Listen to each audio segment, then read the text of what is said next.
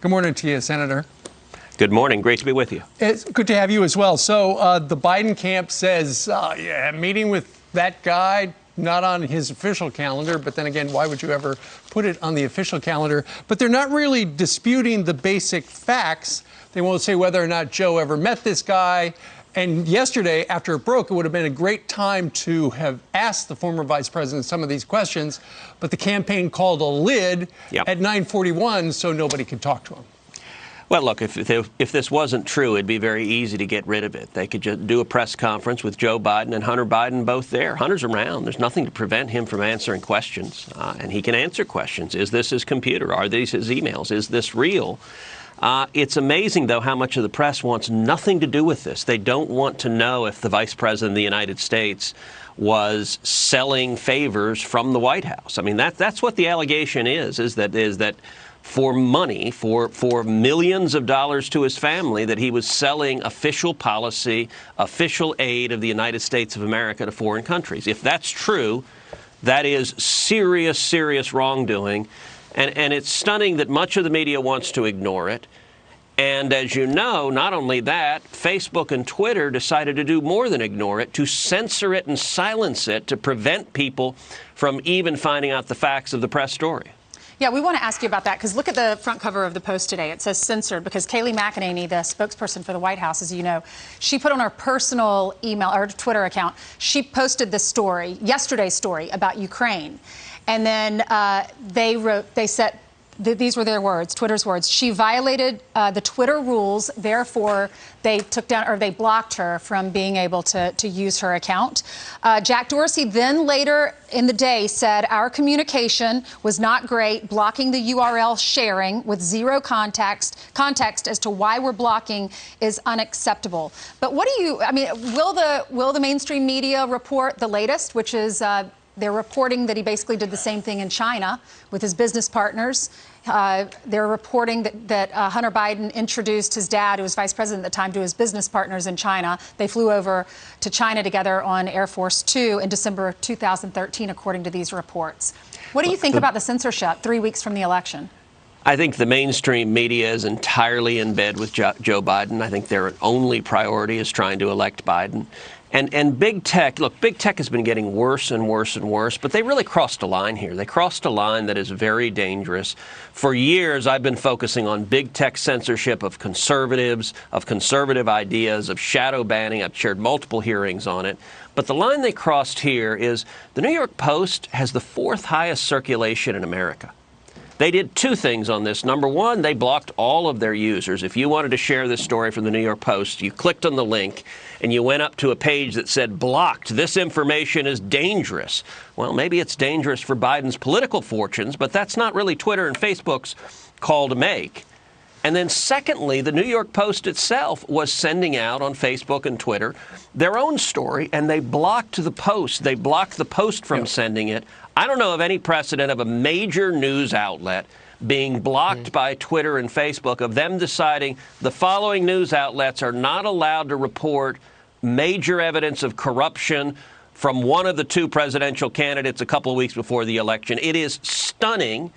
And for everyone in the media who says, well, it's unverified, you know, that didn't stop the New York Times from going on and on and on with what they say are the president's tax returns. And it certainly didn't stop a whole lot of blue checkmark journalists from talking about the Steele dossier and the so-called P-tape.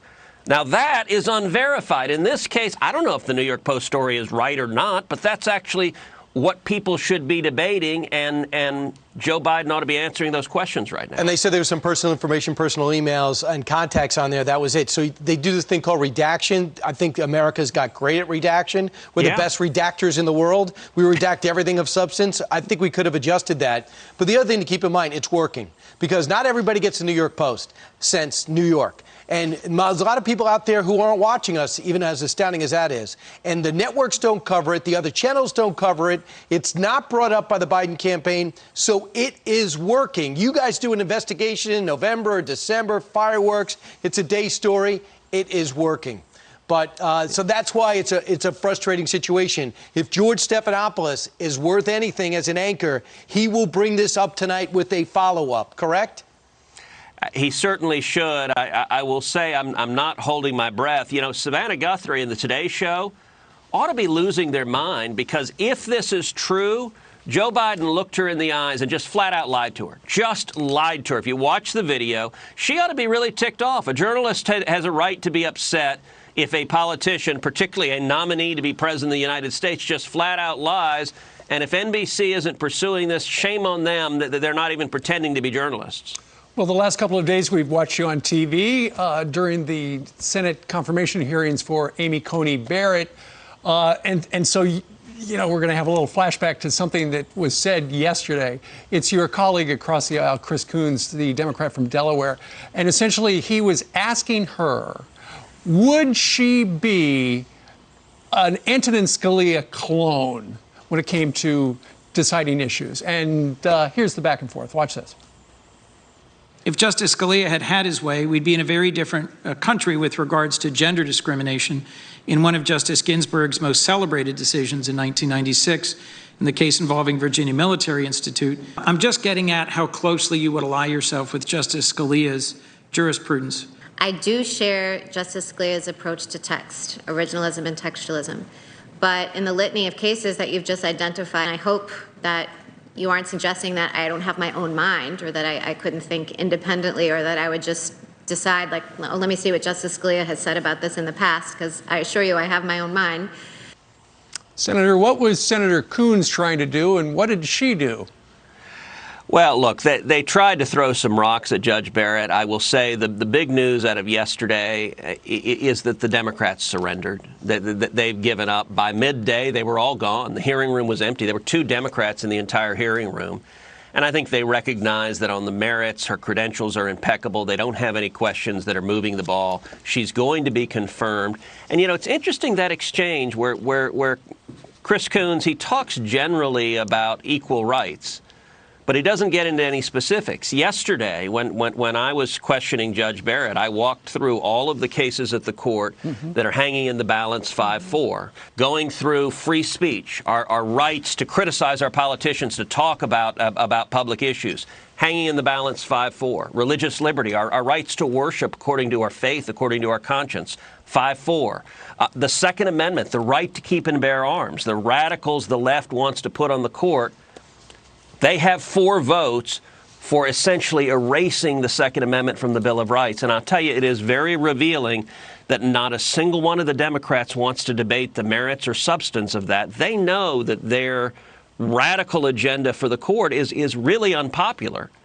And so instead, they want to talk about different topics. They don't want to talk about packing the court, which I also believe is part of their agenda if they win, increasing the number of justices from 9 to 11 or 13 to try to immediately politicize the court. That's a wildly unpopular idea, but I think it's where Joe Biden and Kamala Harris are right now. Yeah, well, the polls show that Biden is ahead. If they do win, if Biden and Harris win in 19 days, then what happens with court packing after that? That's the next fight.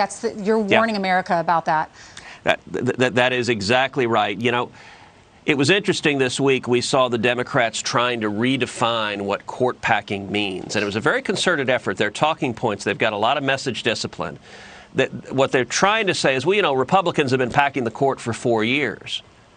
No, that's not actually what court packing means. Court packing does not mean nominating a justice to fill a vacancy. That's the ordinary course. That's what all presidents do. That's what happens. Court packing is very different. It is expanding the number of justices. FDR tried it in 1937 at the height of his power. He wanted to increase the Supreme Court from 9 justices to 15. His own party, the Democratic Party, said no and resisted him because they said it would destroy the independence of the court. It would politicize the court. The FDR was wrong then. The Democrats were right then. You know, Joe Biden in 1983 said court packing was a boneheaded idea. And now that boneheaded idea, I think, is their agenda number 1 if they win on Election Day. And they won't tell you, which shows that they know it's unpopular, but they're going to do it. Senator Schumer says everything's on the table, so don't let him deny that it's not. And number 3 is Bernie Sanders might have lost the nomination, but he is going to have the purse strings. He's going to be ahead of the Budget Committee if you guys lose majority in the Senate. He's going to have more power in many cases than the President of the United States. People should understand to the holistically what's at stake this election. Senator, thanks so much. Congratulations on the book.